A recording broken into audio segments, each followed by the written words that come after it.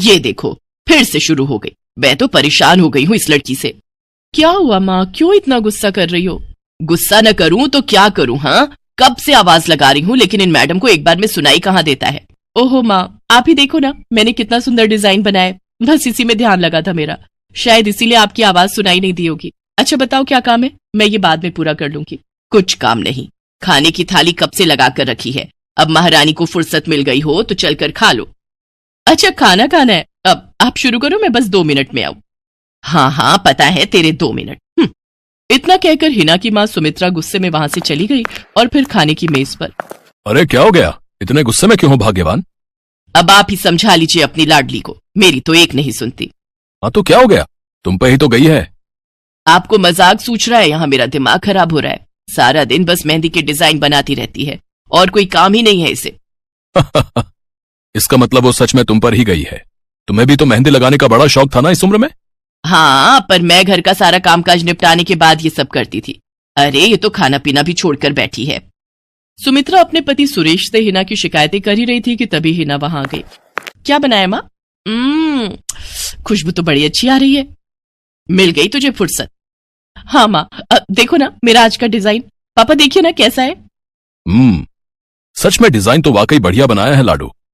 ये लाडो बोल बोल कर आपने ही इसका दिमाग खराब करके रखा है। मेरी जान को कितना काम है पता है, ती जा रही है, मगर ये लड़की मेरी बिल्कुल मदद नहीं करती। ओहो, आज सिर्फ खरी खोटी ही सुनाओगी या कुछ खाना भी मिलेगा भाग्यवान? सुरेश की बात सुनकर सुमित्रा की हंसी निकल गई और उसे हंसता देख सभी लोग हंसने लगे। हिना अपने माता पिता की अकेली संतान थी। हिना को बचपन से ही मेहंदी के नए नए डिजाइन बनाने का बड़ा शौक था। वो कागज पर रोज कुछ न कुछ नया बनाने की कोशिश करती और फिर उसे अपने या अपनी माँ के हाथों पर लगाती। हिना के कॉलेज की पढ़ाई भी अब पूरी हो गई थी, तो अब उसके लिए रिश्ते आने भी शुरू हो गए थे। अरे सुमित्रा कहाँ हो, जल्दी आओ। क्या हुआ जी? जरा इस फोटो को तो देखो, कैसा है लड़का? दिखने में तो बहुत ही बढ़िया है। हाँ, वो कानपुर वाले फूफा जी है ना, उन्होंने बताया इस लड़के के बारे में। अपनी हिना के लिए कैसा रहेगा? लड़का काम क्या करता है और परिवार में कौन कौन है? फूफा जी बता रहे थे कि कानपुर में इनका अपना कारखाना है, वहां ये अपना दोने पत्तल और डिस्पोजल वगैरह बनाते हैं। ये अच्छा पैसा कमा लेता है, फूफा जी की रिश्तेदारी में है। हाँ, पर उससे पहले ये फोटो एक बार हिना को तो दिखा दो, उसे लड़का पसंद आ जाए तभी बात आगे बढ़ानी चाहिए ना। अरे हाँ, ये भी सही कह रही हो। लाडो, ओ लाडो, अरे कहाँ है बिटिया? सुरेश ने फौरन जाकर कमल की फोटो हिना को दिखाई तो हिना को भी कमल पसंद आ गया। उधर कमल को भी हिना पहली ही नजर में भाग गई और इस तरह से कुछ ही दिनों में कमल और हिना की शादी खूब धूमधाम से हो गई। शादी के बाद कमल और हिना अपनी गृहस्थी में बहुत खुश थे। फिर एक शाम। ये क्या लिख रही हो हिना? लिख नहीं रही हूँ, मेहंदी का डिजाइन बना रही हूँ। अच्छा, पर कागज पर क्यों? प्रैक्टिस तो रोज ही करनी होती है ना, तो इसीलिए कागज पर डिजाइन बनाती हूँ। अच्छा, अब जरा दिखाओ तो सही। अरे वाह, ये डिजाइन क्या सच में तुमने बनाया है? हाँ अच्छा है ना, अब मैंने और भी बनाकर रखे हैं, रुकिए मैं भी लेकर आती हूँ। हिना ने अपने बनाए सारे डिजाइन्स कमल को दिखाए जो कमल को बहुत पसंद आए और उसने हिना की खूब तारीफ की। सब कुछ अच्छा चल रहा था और ऐसे ही हंसी खुशी दिन बीत रहे थे। लेकिन फिर एक सुबह। हेलो, क्या हुआ राठी जी, इतनी सुबह सुबह फोन क्यों किया? सर आप जल्दी से आ जाइए, गजब हो गया, अपनी फैक्ट्री में आग लग गई है सर, सब कुछ जल गया सर, कुछ भी नहीं बचा सर, जल्दी आ जाइए आप। फोन पर अपने मैनेजर की बात सुनकर कमल के पैरों तले जमीन खिसक गई। फैक्ट्री पहुंचा तो देखा वाकई फैक्ट्री पूरी तरह से जल रही थी। तभी एक जलती हुई बड़ी सी लकड़ी कमल पर आ गिरी, जिसकी वजह से वो बुरी तरह झुलस गया। उसे फौरन अस्पताल पहुंचाया गया और यहाँ से सब कुछ बदल गया। फैक्ट्री के काम को बढ़ाने के लिए कमल ने हाल ही में कई सारी नई मशीनें लोन पर खरीदी थी। मशीनें तो नहीं बची, लेकिन लोन चुकाने के चक्कर में पहले कमल की गाड़ी बिकी और फिर घर। मजबूर होकर कमल और हिना अब किराए के मकान में रहने लगे थे। फिलहाल कमल की हालत ऐसी नहीं थी कि वो कोई और काम कर सके।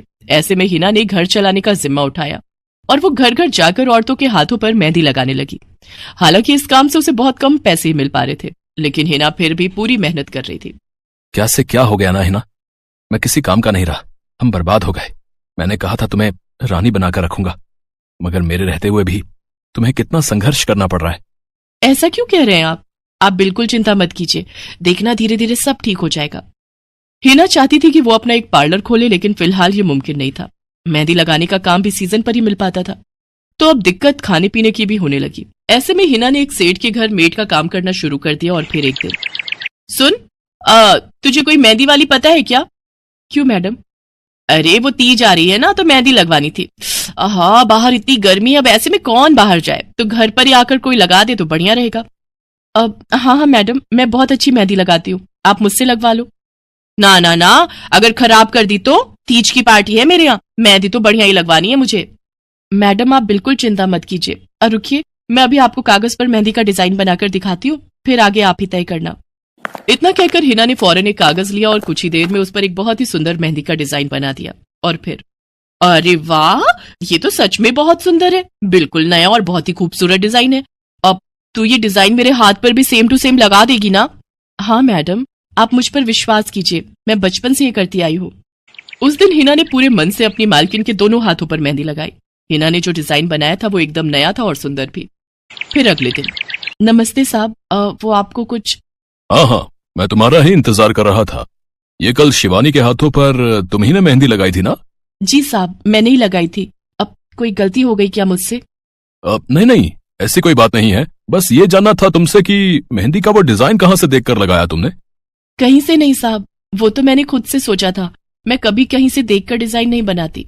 अच्छा, अगर ऐसा है तो जरा ये कागज और जरा इस पर एक मोर की थीम पर बेस्ड एक डिजाइन बनाकर दिखाओ, पर याद रहे डिजाइन बिल्कुल नया होना चाहिए। जी साहब, बस 2 मिनट दीजिए। हिना ने बस कुछ मिनटों के अंदर वो करके दिखा दिया, जिसे देखकर उसका मालिक साहिल मल्होत्रा हैरान रह गया। वाह, सच में कमाल है ये तो। तुमने डिजाइनिंग सीखी है क्या कहीं से? नहीं साहब, सीखी तो नहीं, लेकिन मुझे बचपन से ही शौक है मेहंदी लगाने का, तो बस इसीलिए।